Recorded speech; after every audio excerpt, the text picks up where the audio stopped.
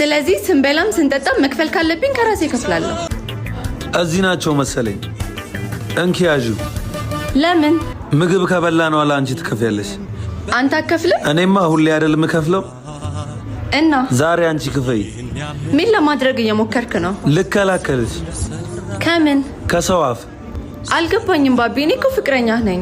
ሰው እንደኔና እንዳንቺ አያስብም። በእኔ ልብ እንደጠነከርሽው በሰው አፍ እንድትቀይ አልፈልግም። ምን ሊያስቡ ይችላሉ?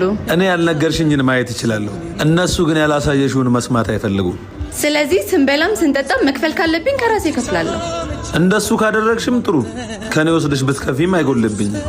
ስለ ገንዘቡ አይደለም። እና ሴት ልጅ ስትከፍል የሰራተኝነት ስሜት ይፈጥራል። ወንድ ልጅ ሲከፍል ግን እንደ ገዛት ነው የሚቆጠረው። እንደተገዛች ሳይሆን በራሷ የቆመች ሴት መሆንሽን እንዲያውቁልኝ ነው። ዴት ላይ ሁሉም ወንድ አይደል እንደሚከፍለው? ለምን? ያው የተለመደ ነው። በተለመደው መንገድ እንዳያስቡሽ እኮ ነው ክፈይ የምልሽ። የተለመደው መንገድ ደግሞ ቆሽሿል። በእሱ መሄድ ትፈልጋለሽ? በራሴ እቆማለሁ። ከተንገዳገድኩ አንተ አለህ አይደል? ይኸው ለዛሬ አለኝ። እሺ ባቢ እወድሃለሁ። ባትወጂኝ ነበር የሚገርመኝ።